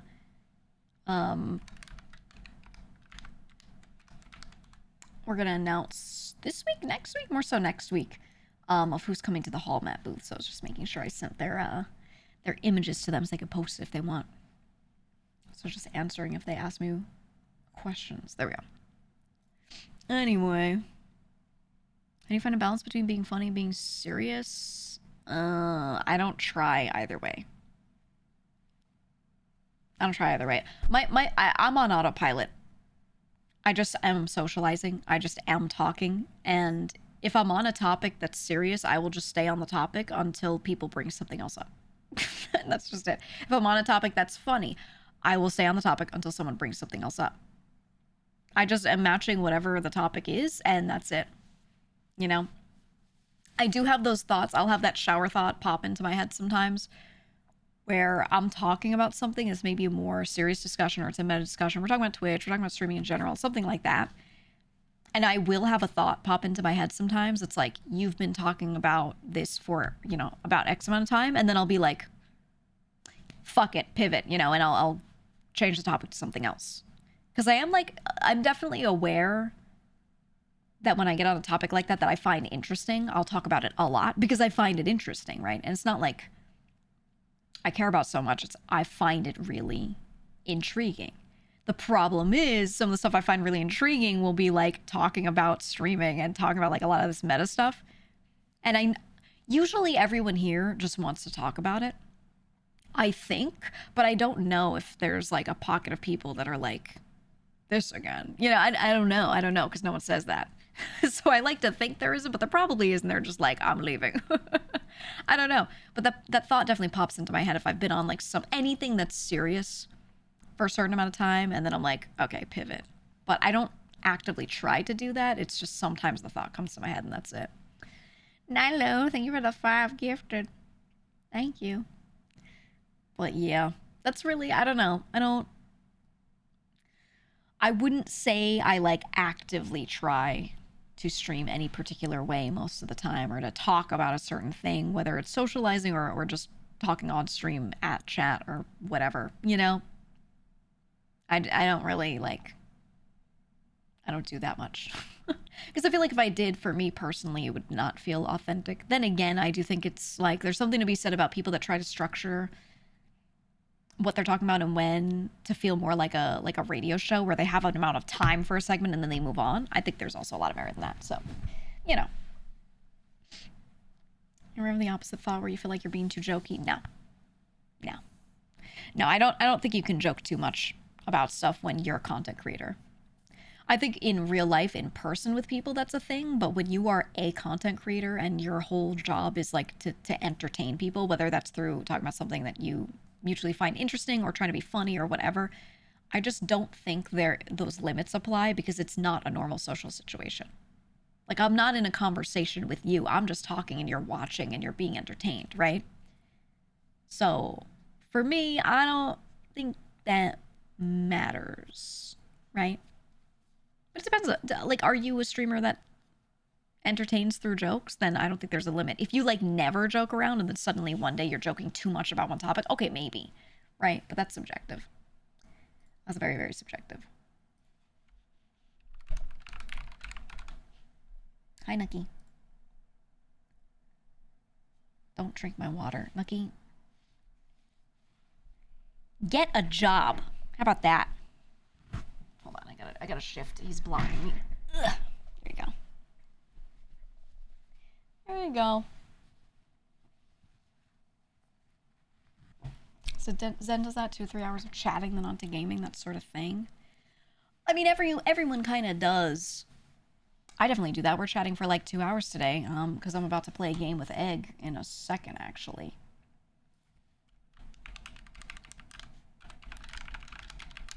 We're about to play a game in a second. I'm gonna call Egg soon. But no, I mean like some streamers will do like, okay, we literally just chat for 15 minutes and then that ends, and 15 minutes on the dot they're like, okay, now we're gonna talk about a topic because this is a podcast for the next 30 minutes, and they structure it out like a show. Some people do that, which I think is nice. I think it's nice. And I've always thought about that. I'm like, oh, it'd be cool to have more structured segments, but every time you want to do that, you have to spend a lot of time off stream, like curating and deciding on what you want to talk about. Even something as simple as like, I see people talking about this thing on Twitter, let's pull some tweets and then like show them on screen. You have to sit there and scroll for an extra like 30 minutes and pick out the best and then get the images thrown in OBS. And it doesn't take like a ton of time, but it's tedious, you know? And you have to do that every single time. And I think about it, I'm like, I'd rather just talk for longer. I just stream longer instead. You know, but I do have that thought in my mind of like, it might be nice to do shorter streams, but then like, you know, sit there and try to structure them more. I like that. I kind of like when they feel like a radio show. You know, some people do that. But that's why they hire a research team. That's why a lot of those podcasters, they have that like third person. They've got them and their co-host, and then they've got some third person that like puts images on the screen. That person, usually their job is, while the podcast's going on and outside of podcast time, they research topics and they pull images and stuff, and they have the stuff ready to go. And they have like 10 topics, and they go to the podcaster and they're like, here's the 10 things that I prepared segments on. What do you want to do? And then that podcaster will be like, let's do these 3. And then they're like, okay. And they hone them in and get extra stuff ready for it and do it for the day. That's usually that person's job. Doing it on your own, it's very time consuming. And then it's hard to come up with like natural reactions to those things to talk about when you've already sat there and researched them for like an hour the day prior, you know? Yeah, it's hard to do chat interaction if it's pre-planned. Exactly. You feel like you're like lecturing them on it and not like you're just talking about it. So you kind of need that other person for it to be natural, I feel. Anyway, Ren, thank you for the 10 gifted. Thank you so much. We're going to go into the next segment. Speaking of that, Nucky, move. Keep going. There we go. Thank you for the bits. We're going to play a game with Egg. I'm going to call Egg right now. We've never played anything together. We have done, or like not one-on-one. Egg is in the Vintage Story server though, so we've been seeing Egg a lot recently. I hope Egg doesn't have social anxiety.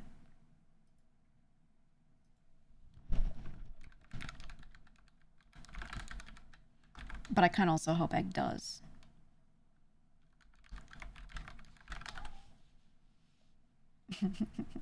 Okay, I'm calling. I'm doing it.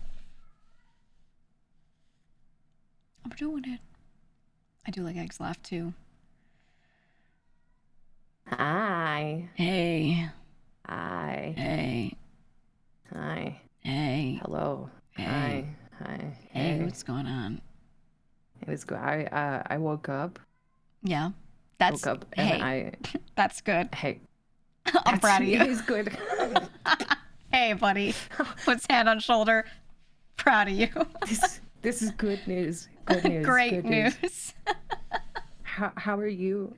How are you? I got a tummy ache, but I'm here. Oh my God, same. I projectile vomited all morning this morning, and I was so worried I was gonna miss stream. Was it like a food poisoning moment, or are you like sick? I think it was. Oh, I got a muffin from the gas station last night, and it didn't sit well with me apparently. Gas station muffin will do it. Yeah, I should have known. Should have known. My mistake, truthfully. No, I did gas station. What did I do? It was a while back. Oh, it was chicken wings. Gas station chicken wings. Oh. Now, hear me out. They're usually really good. Really good. Okay, it's this small place, and it's this separate guy running the food in the gas station, and he's like in the corner, and he makes a bunch of shit. Right. And it was an old 7-Eleven. It used to be 7-Eleven, so it has the same exact machinery and setup, but they just put like a different number on the front, you know? And that guy like just runs the thing. Mm-hmm. Yep. That one. But that's what it is. And like, Right. and the dude, you know, the shit's pretty good usually. And I ate those chicken wings several times and it was no problem. And then one day, now, They typically when I get betrayed food you. poisoning, it's like a day, you know, 6 hours. I had food Mm-hmm. poisoning, no joke, 48 hours.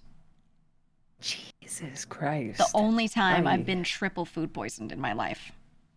see. I think chicken will hit you with a double debuff more Mm. often than any other food poisoning. Yeah, You yeah. know, like modifier. No, it was definitely the chicken was the problem. Like the fact that it was chicken, and Yeah. everyone jokes and they're like, "Ooh, gas station sushi," but chicken wings are the problem, man. Way worse. Yeah. Way, way Yeah. worse. That'll get you.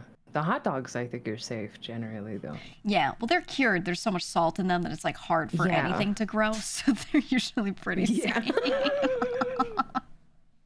Not a single bacteria could live. Dr. Boom and Nightshade, thank you for the fives. Let's see. Exactly. Okay. Uninhabitable environment. It's like the surface of the Yep. moon, just Yeah. dry, salted, nothing, dust. If we could figure out how to colonize the hot dogs, we could figure out how to colonize Mars. It's the only way we gotta terraform the hot dogs. Nah, I think it's an A to B. Okay, Are you excited for this wonderful sponsor? Oh, very excited. Did you introduce it to your chat at all yet? I have not. I have not. Me neither. Would Perfect. you like to do the honors? Yeah, I didn't want to do the bit where I like talk about it if you already had, because then your chat would just be like, okay, you We know? just heard this. Okay. All right. Yeah, yeah. Feel free to yammer about it. It looks really fun, unironically. No, it does. It does. I typically like don't take a sponsor if it doesn't look at least interesting, but this one looked really nice. And my chat knows I'm like the rogueler. I see any roguelite, any rogue slop, and I'm like, we're playing that one, you know?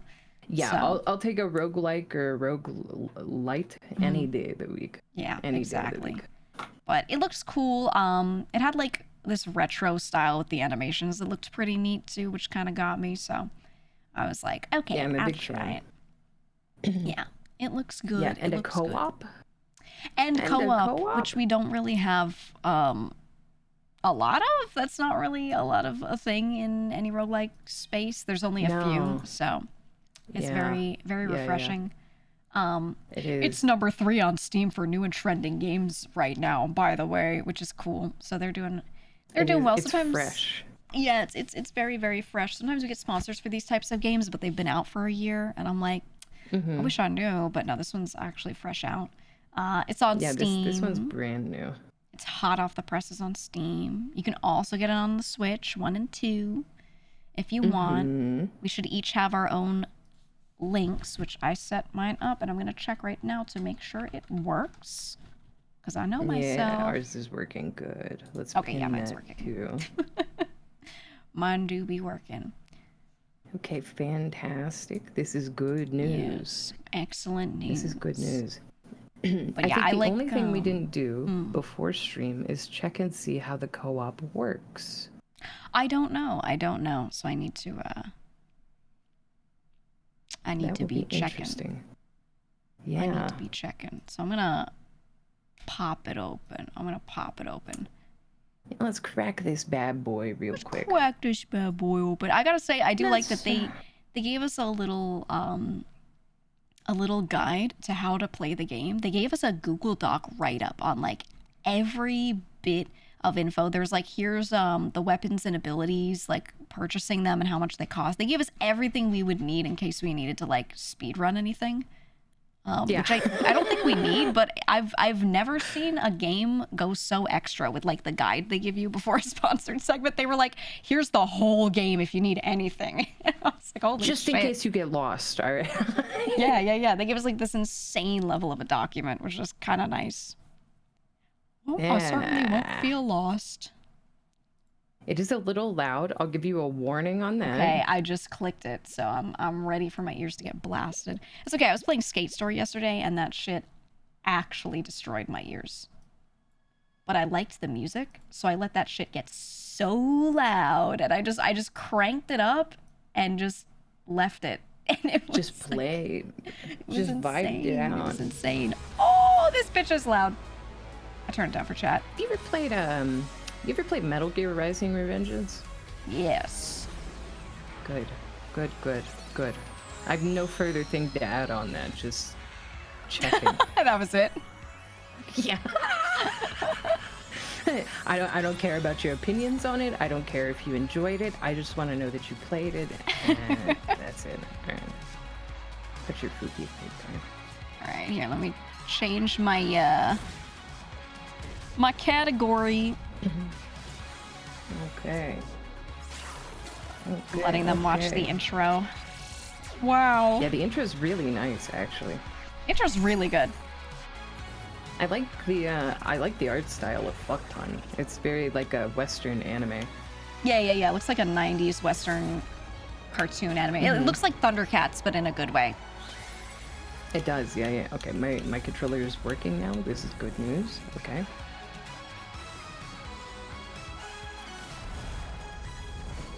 Dang, this shit cool.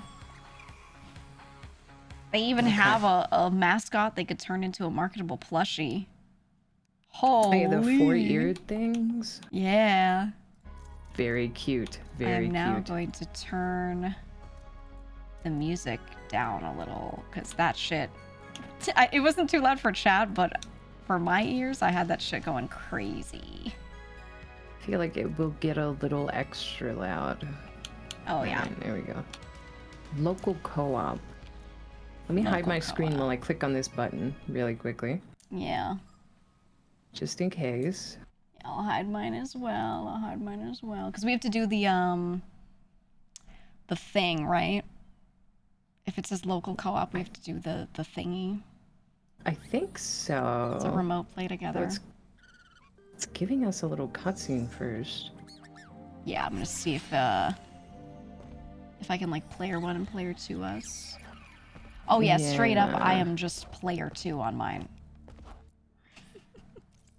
I am as well. Okay. Okay.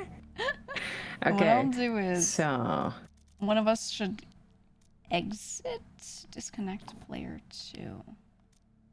Okay. And then we invite the other to our existing one. How do we invite? Why was I player 2? Yeah, why am I also player 2?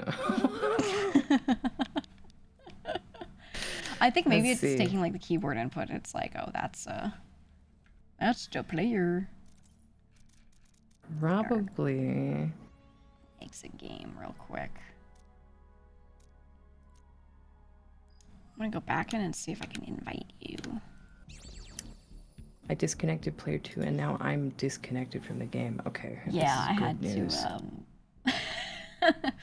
I had to go back in. Let me see if I can. Do I even have you on Steam? I don't even know if I do.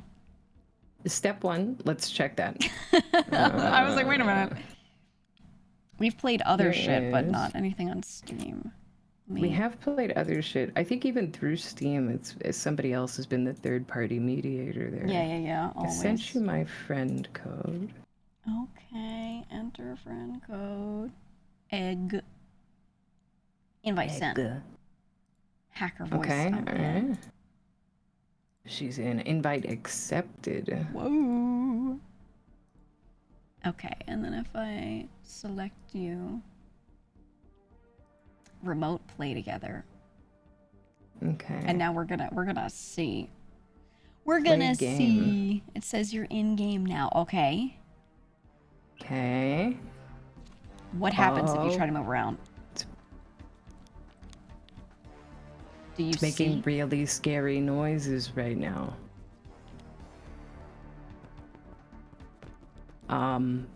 Okay. Scary noises. It's making. I don't know how to describe it.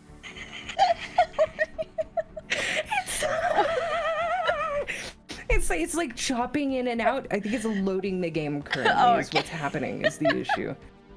Okay. Don't take that as a bad omen. I think I might take this as a bad omen.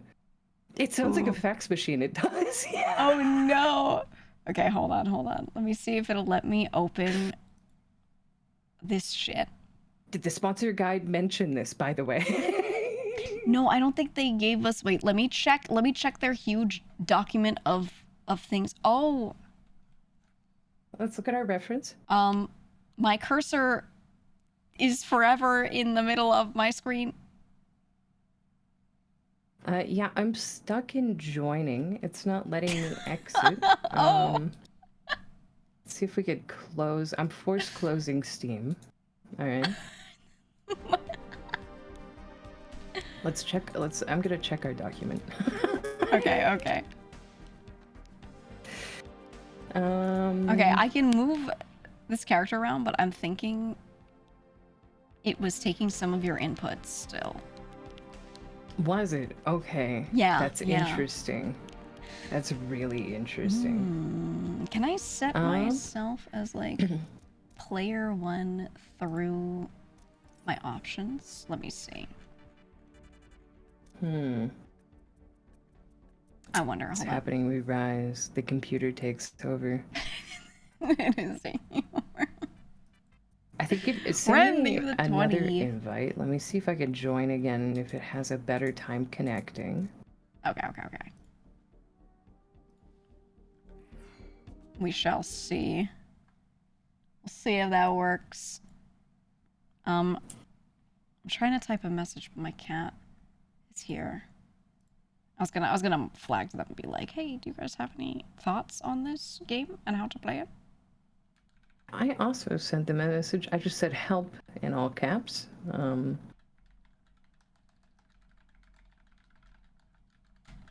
Let's see. Yeah, I let them know. I let them know in case they have wisdom. Let me see. Do they have any? I don't think they have anything in the little guide on how to. I'm not seeing anything in there. Yeah. It's just like a general, like, here's all the abilities kind of thing. Yeah. I've used remote play together before. This one's just being weird with I have to. Inputs. Let's see if maybe I can join. Oh, no, it's just letting me launch the game. Okay, yeah. Do you want me to try to re-invite you to remote play together? Yeah. Because I'm firmly in here just as player 2. And then it's trying to tell me to use my keyboard to be player 1, which I can. I can, like, WASD it. Actually, what if I disconnect player 2 and do that? And then invite you here. Will it let you be player 2? Let me see. Let's see. Remote play together. Let's see. Okay. Try that out. It might be a situation where I have to play mouse and keyboard, but I don't mind that.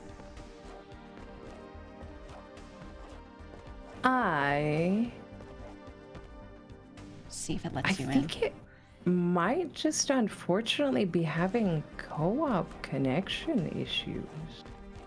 Oh. I'm not quite sure. Interesting. It does let me use my controllers player 1 now, so by the way. Will. Yeah.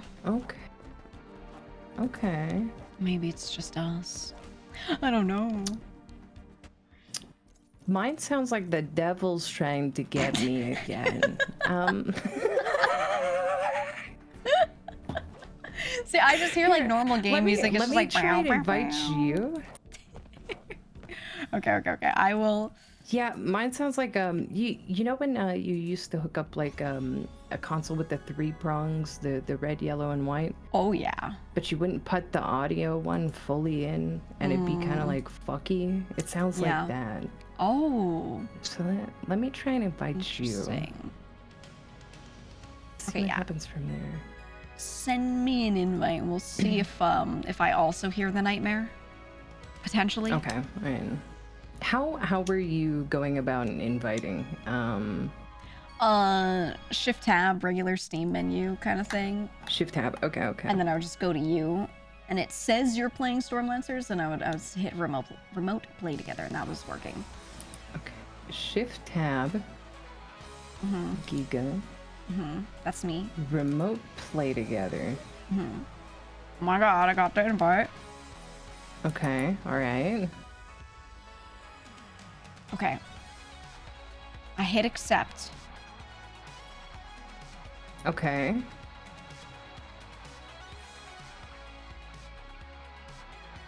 Nothing has changed.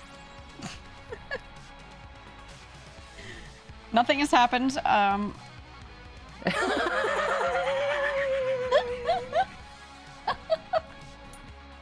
Nothing has happened. Interesting. Interesting. Okay, Let's did you see. have the game Let me closed? go to the game store page. Or did you No, have I the had game, the game open. Okay. I have the game open. Here, let me try and shift tab, remote play. Try again, cancel our remote play. And then Okay. let me remote play together again. Okay, clicked. Oh, it's doing something.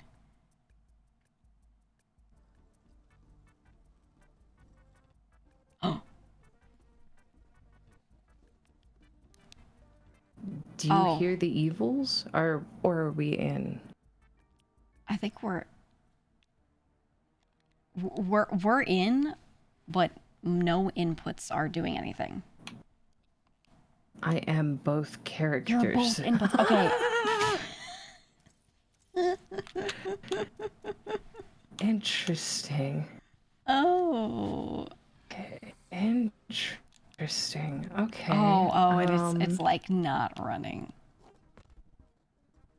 Like, okay. I can hear the sounds of you running around, but visually it ain't moving. Oh, this is bad news. This is interesting news. What happens if you disconnect player 2? Does one of us die in real life? Let's see. I disconnected, and now I have no control. Me neither. Okay, it's on my keyboard. Okay, when I did that... Interesting. Oh, I hear the demons. Huh. Oh, you hear them now? Yeah. Yeah, Ooh. Okay. Do you think maybe this is a Steam networking error? Yeah, it could be Steam's network. It might not be possible if it ain't working with Steam's network. It might not be possible. Try changing this server. How do you change the server? I don't on think that's the Steam's network. I don't think that's the solution. I don't know if that's the answer. Yeah. I do hear the demons though. It's kind of like. Oh yeah, someone in my chat said there was a change to remote play. Yeah, and they were saying it's been kind of bugged since mid-November. Really? Ooh, this is not good. No bueno. I think this is. They might not have known that. They might not have known that. No, they might not have known that. I wonder if there's any Steam reviews mentioning that currently. Yeah, we could check it. I mean, if we have to play it solo, see. we can always play it solo, but... We could. Oh god, the game is open twice for me. Hold on, I'll close the solo one. It opened a second time. Oh. Let's see. There we go. Let me look. I don't know how many people try playing things like this remote play together like that, you know? So I'm not sure how many people would experience it. But let me see.